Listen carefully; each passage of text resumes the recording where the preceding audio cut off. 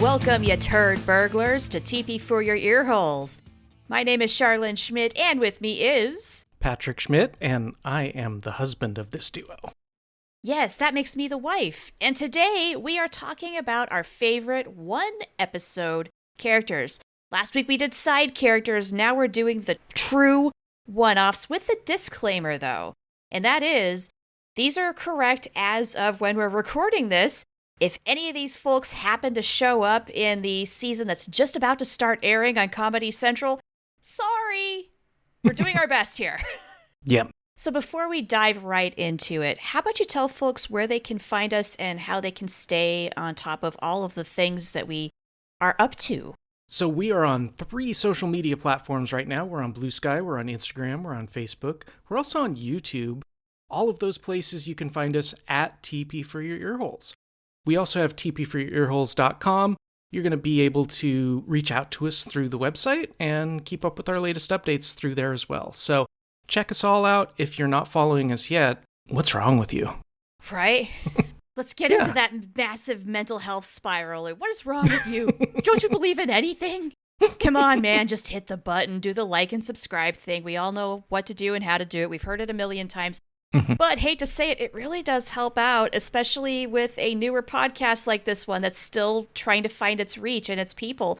Yeah. We're really grateful for the folks that have reached us. Honestly, we really do appreciate the support, and every follow, every like. It really does help. It's very genuine when we say that, and it really does mean something to hear from you too. So please reach out, and we'd love to hear your thoughts on not only this episode, but every episode we've done so far, and ideas for things that you'd love to see us cover in the future.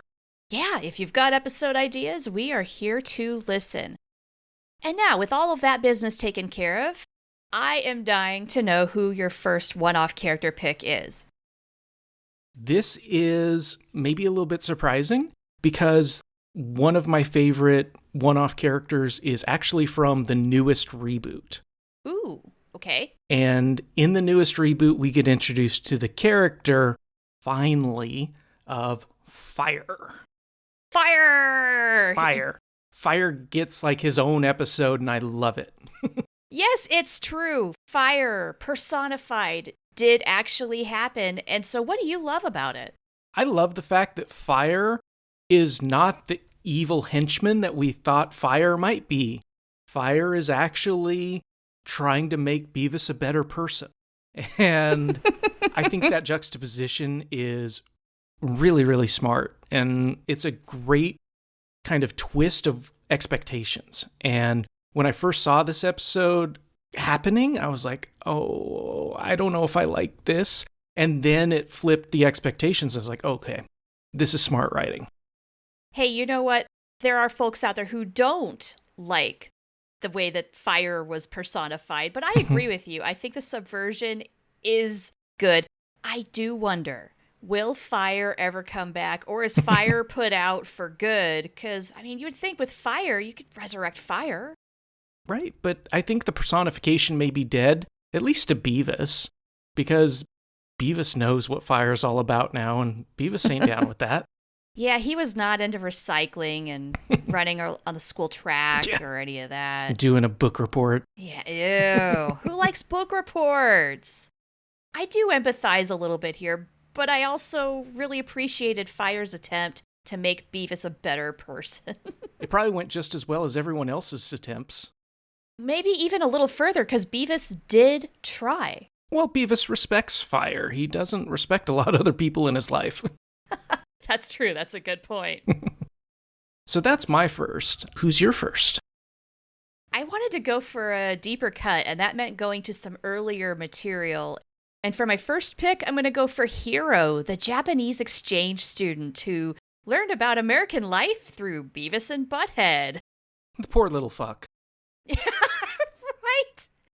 Okay, Mr. Van Driesen, this was a fatal mistake, as Buzzcut would say. Mm-hmm. You're going to have Beavis and Butt-head teach this poor, innocent child what American life is about. And he goes home hawking loogies, headbanging. I'm sure his parents never let him leave the country again. Oh gosh, I wouldn't let the child leave my sight. Yeah, I think this is a fully corrupting effect that Beavis and Butt have just unleashed on this young man. And what did you expect? I really hope he's okay. He got a career in finance. He's got a family and some kids, and everything's all right. Mm-hmm. He turned around. Maybe. But it is admittedly fun to watch that denigration happen in real time. And so fast. Because the poor guy just doesn't know any better. No. Like, he's there to experience the United States of America, and if this is American life, he is just diving in, cannonball style. That's a great way to describe it. I love that. Like, you're hawking a loogie, but the loogie is the pool, and he's just diving right in. All right. I love it. So, what's another one-off character that you love?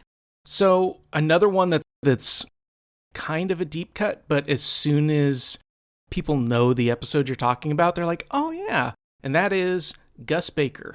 Oh, hell yeah. A favorite in this house. We love the Gus Baker episode.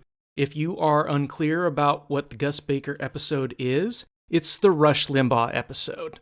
Yes, where they call into the show and then get invited to go on the show because Gus Baker thinks that Beavis and Butt-head are on his side. Mm-hmm.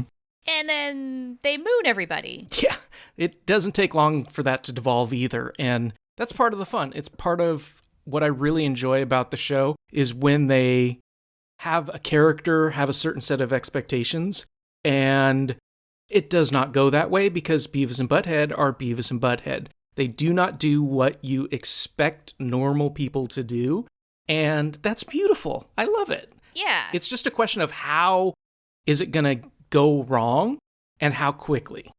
Yes.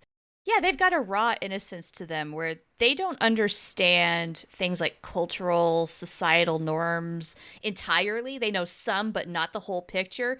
And they're just going to be themselves no matter where they are and what they're doing. And that's not always compatible with the way that people think things are going to go. Gus Baker is a great example, and that is an awesome pick. Well, and it's kind of fun because we both grew up in a very conservative area. We did. And it's kind of fun to see the conservative ideals get almost exposed by Beavis and Butt-head, right? Beavis and Butt-head agree with the core ideals of this conservative media icon, Gus Baker. Right. What does that say about America? What does that say about our political system? I think there's a whole other level of social commentary that's happening in this episode. Agreed. Way more than meets the eye, if you're paying attention. Mm-hmm. Yes. If you don't get distracted by the mooning, there's some serious social commentary happening in the Gus Baker episode, and I love Gus Baker for bringing that into our lives. And lest we forget, because if you did not grow up in the 90s, as we did, Rush Limbaugh, that was when he really, really, really exploded in his fame when he had it. And I'm so glad that they just shit all over him. And this isn't the first time, and this isn't the last time, but it is the best time where we get Beavis going, peekaboo. Whenever Beavis does that, it makes me so happy. And I believe this might have been the first instance where it does happen. Oh, it might have been the first? Okay. But it's definitely the best. Without a doubt, this peekaboo is the best peekaboo. Yeah, because in Bus Trip, it's a little bit... Oh, yeah. Yeah. It's taken down just a little bit. This is a full out peekaboo. Absolutely. Love it. All right. Shar, who's your next person, your next one episode character on your list? Well, this is one of my favorite characters in the show ever. And it's actually from Beavis and Butt-head Do America. And that is the old woman who does not have an actual credited name, voiced by Cloris Leachman, who makes friends with Travis and Bobhead and gives Beavis all of the candy and pills he can ever possibly consume. Yeah, and I want to put a small disclaimer before we explore this one. For everyone who says, oh, the movie's not part of the series, go somewhere else with that talk. Fuck you. Yes, it is. Right? No, of course it is. Of course it's part of our canon. Yes, shut up. We're right. It's part of the franchise. Yeah. We're talking about it all. That is our criteria. Yeah, so if you want to be picky and say, oh, that wasn't part of the series, shut up. Well said. Again, another line by Beavis that I truly enjoy and use in daily life. How many times do I say to you, "Oh, shut up"? All the time, and I love it. Yeah. So the Cloris Leachman, Travis and Bobhead lady, what was it about her that made her so, I guess, memorable in this movie and memorable enough to put on this list? And here's the thing, is there are so many memorable one-off characters in the movie, primarily because it is a movie. Yeah. I mean, you can include Beavis and Butthead's dads. We could do Demi Moore and Bruce Willis's characters. Mm-hmm. You could have Robert Stack's character. Oh, yeah. And all the FBI agents, for that matter. And that alone, we could do a whole show just about that. Oh, yeah. And we might. And I was so close to doing the Robert Stack character, but instead, the thing is that Cloris Leachman gives this old lady just such pizzazz. I can't help but love her. Oh, yeah. She's naive and so goddamn funny. Like, whenever she talks about the slots in Las Vegas, I lose it. It's every time. Oh, yeah. Yeah, it's so good. It doesn't matter how many times I hear it. The other thing I really appreciate about that character, and you brought it up, it's her naivete, but it's also like you want her to be your grandma, right? You do. Even though she's so naive, but she's so generous, she's nice, you can tell she's loving. Yeah. All the good things you want to see from a good-hearted person. And this is, I feel like, one of those times where there's a good-hearted person in Beavis and Butthead's life, and they don't get screwed over. Right. Now, they maybe screw her over by taking all of her prescription medications. She can get more.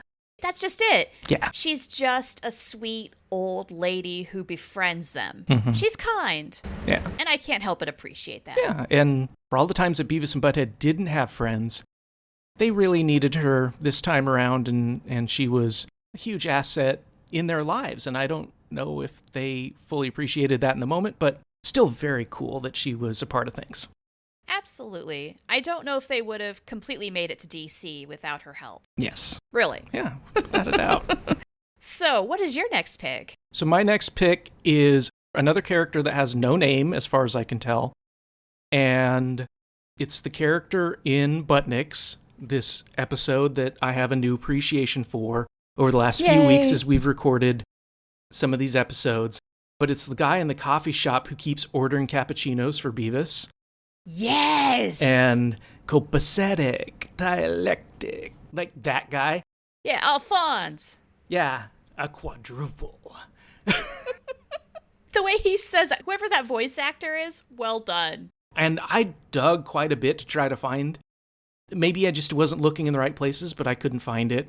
Oh, dang. By the way, shout out. We do need to give a shout out in the middle of the episode so people hear it to the Beavis and Butt-head wiki. Yo. For all of their help, even though they didn't know they were helping with this. You totally did, though. Oh, yeah. What they've posted is an amazing resource. Yes, they were such a great launching point to just start thinking about the characters that fit this topic. And maybe I didn't end there, but I certainly started there. I don't know about you. Yes. So this character, this Buttnicks character, what I really, really love about him is that there is sort of something subculture that he represents. And I think it's a good representation for Beavis and Butt-head fans in general, that they are very like subculture and they can appreciate the genius that Beavis and Butt-head have. And so in my heart, I kind of identify with that guy. And I hate to say it because he's such a beatnik, but if there's one person who most closely represents me as a human, it's probably that dude. You know what? I could see this guy working as a teacher. He sees the potential and wants to see it fulfilled, even if that means a huge bill for all those shots of espresso he does not care. It is worth it. There's something very noble about that. And like I say, I appreciate it. And I also appreciate, like I say, when there are good people who come into their lives who don't get screwed over. He's another one. Yeah, that's a good point. So who's the next person on your list? Okay, I have another unnamed character. Oh boy. And this is the lady that gets trapped in the elevator with Beavis and Butthead in the episode Going Down. Yay. That's a good one. Now, I will make a note. Thank you, Beavis and Butthead Wiki. She makes a silent appearance in the episode Massagers, but I'm not counting that because she does not speak. Fair. So, yeah, this is the lady that basically just fends for herself when she has had enough, because these guys are obviously not up to the task of figuring this sitch out. She's great in her ability to recognize the immediate best way to manipulate these two. Yeah. Which is sex. She is wicked smart. It did not take her long to figure this out at all. Mm-hmm. And she got the hell out of there. Oh, yeah. She peaced out. She was gone. She's just like, no, fuck this noise. We're done. You two are on your own. Good luck. Bye. Oh, I don't blame her either. Maybe one of the smartest people ever to appear in a Beavis and Butt-head episode. Just because she did know about that fast. She and Daria would probably be good friends. Absolutely. Love it. That'd be fun. All right, what's your next pick? My next pick is from the newest reboot, and it's a character that I think a lot of people hate. Ooh. And I kind of put him on my list because I hate him too. Okay. And that is Keith, a.k.a. Fake Butt-head. From the newest reboot. Oh, this guy. I told you I put him on my list because I hate him. I hate that character so much. And when you take that step back, you realize, oh, that character's generating an emotion in you. It's probably a very well-written and well-thought-out character. And I think Keith is exactly that. He's that exact right of annoying that makes you so frustrated, but he's also that exact amount of nice that you feel bad about being mad at it. Yes. That's a very well-written character. And again, all the people who dismiss the show as stupid, they are completely missing it. Yeah, you're so wrong. And they do put so much thought and life into even a side character that has appeared only once. But you're so right. We all know somebody like this. Mm-hmm. And so he is representing a bit of an archetype, and yet he's a very distinctive character. I'm actually thrilled that you picked him because I did not think about this guy. And maybe it is because I don't like him that much and we're not supposed to. And yet you are right. We are supposed to feel bad for him because he's just that friend who doesn't know how to completely read cues or the room or just doesn't know when to let go. It's a person who doesn't know how to end a phone call or close up a chat when it's time to stop talking and stuff like that. He's probably just a lonely guy who really enjoyed some company. And you know what? He should probably find some activity groups or something and spread that attention and make some friends and that sort of thing. So speaking of having other things to do, that was the last person on my list. We've gone through this pretty fast, and that's okay. This can be a quick one. Do you have any more on your list? Who's left on your list? I have to have on this list Rabid Ron, the DJ in Radio Sweethearts. I love that guy. If you don't remember the episode, this is where Beavis and Butt-head basically win a radio contest simply because they called in. Nobody knew the answer to a question about the Beatles. Are you effing kidding me? Okay, nobody in Highland is listening to this radio station. Sorry, Rabid Ron. And again, it is an absolute disaster putting Beavis and Butt-head on the air because they do not know how to act appropriately for that situation. They're just going to be them, and they overrun the phone line with promotions for a butt tattoo that does not exist. And Rabid Ron gives them a $5 birth certificate to Hot Topic and sends them on their way and says, don't come back, because his life got a lot more stressful because of this one thing. Not only that, Rabid Ron, not in the moment, but in the aftermath, saw the genius of Beavis and Butt-head. Yes, because if he did not come up with this himself, he was certainly directed by his employers to act kind of dumb and talk like Butt-head and Beavis. And I don't know what this accent is that I'm doing, but it's supposed to be Rabid Ron trying to do Beavis and Butt-head, but it's wrong. I'm sorry. Fair enough. We've talked about this on other episodes, but this could legitimately be like a career move for these two. I'm telling you, man. I think they could be DJs. Like, that could be a thing. There's, again, hidden genius in these two. Yeah, Howard Stern, watch out, because if Beavis and Butt-head were real, they would be competing with you for your kind of show. I would think.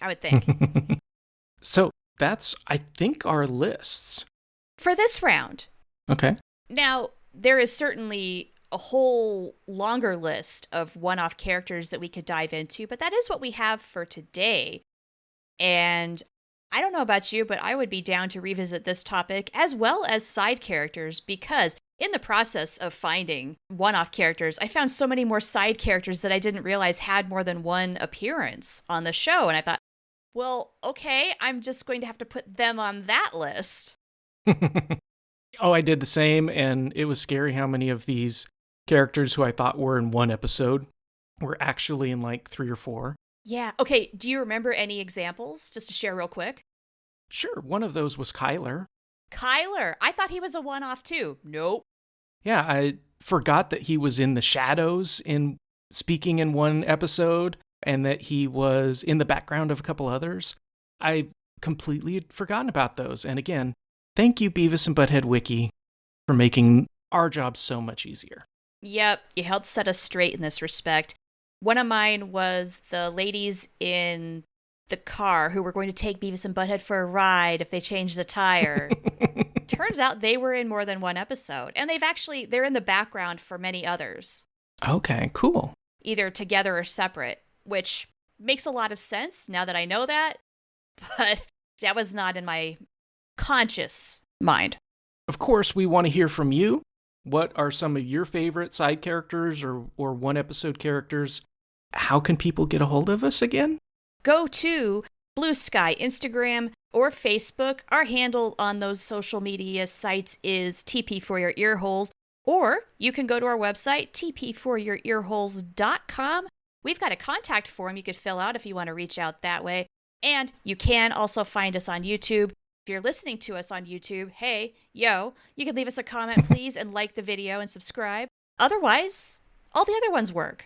Next week, y'all, we got something coming up that I think is super, super, super cool. It's the start of kind of like a 2-part series that we're working on. The first part of this series is going to tackle the early reviews of the show to see how they hold up. The reviews that came out, season 1, season 2, were they prescient, were they predictive, or were they completely off the mark? Because as we know, the first 2-3 seasons are not the best work of Beavis and Butt-head. And that will be what we will explore in the following episode, is exploring why those early episodes are so bad. And you've done some massive research for this, and so I am so excited to be diving in and putting this out there for everybody to consume. I think it's going to generate some really good conversation, so I can't wait. Yeah, this is research that I've been super, super excited to do. I'm super, super excited to share. And it was my chance to combine Beavis and Butt-head and spreadsheets. Because you're a nerd and you love that. Oh, it was so much fun. That's coming up the next couple episodes. So tune in next week. We'll get that series started, and we can't wait to see you there.